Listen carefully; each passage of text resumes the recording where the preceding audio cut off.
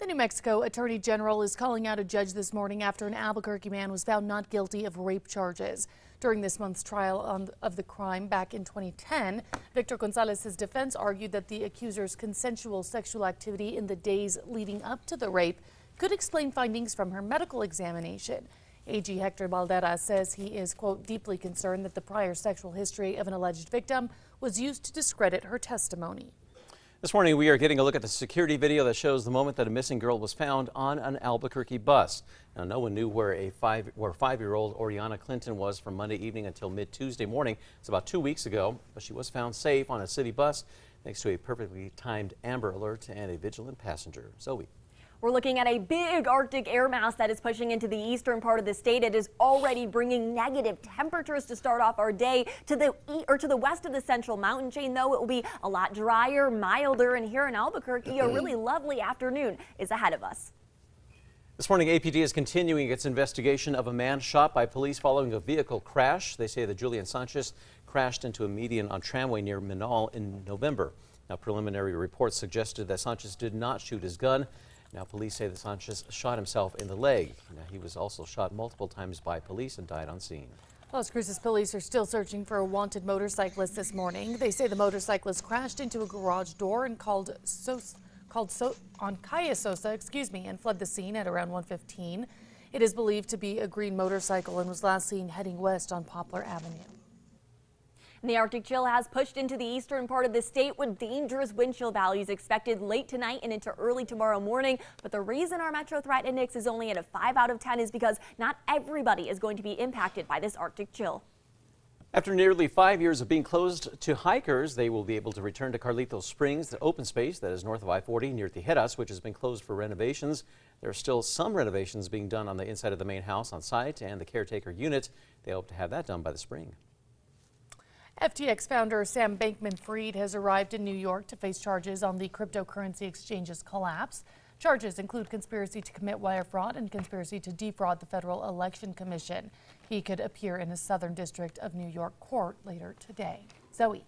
Now let's get a look at that morning drive. Traffic backs are looking nice and clear early this morning. A few more cars on the road, but other than that, not too much to worry about on your early Thursday morning commute, besides maybe soaking up a little bit of sunshine and that beautiful sunrise.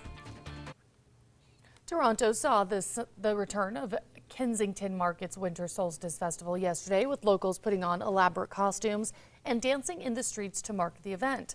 Hundreds attended the parade dressed in costumes while giant puppets danced and artists performed fire tricks. Time now for the 5 facts. At number 5, Christmas was just a little bit more special for some children as Toys for Tots made their last round of deliveries this year. The group says it served about 2,000 families over the weekend and still had toys left over. They gave them out to law enforcement and local agencies to hand out to families in need before Christmas. Some of the toys were sent to families in northern New Mexico. At number 4 this morning, Bernalillo County is looking for federal funding to help complete a nearly 15-mile multi-use trail through the South Valley and make it a reality. The Isleta Drain and Trail Plan was approved by the County Commission last week.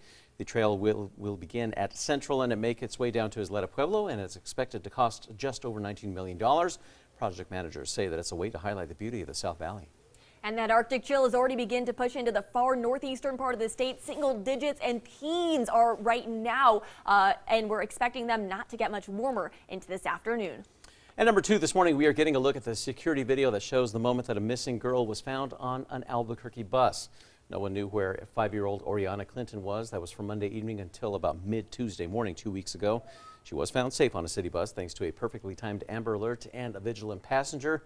Before the Amber Alert, the girl was last seen with her father, Nicholas Clinton, at a bus stop.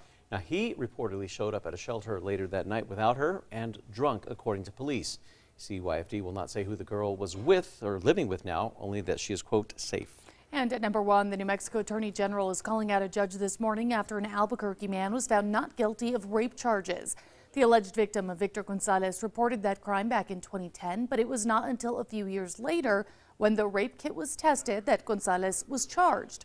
During this month's trial, the defense argued that the accuser's consensual sexual activity in the days leading up to the rape could explain findings from her medical exam. AG Hector Balderas released a statement saying he is, quote, deeply concerned that the prior sexual history of an alleged victim was used to discredit her testimony. Gonzalez is set to be released from jail. The AG's office says Gonzalez is still under investigation in other cases.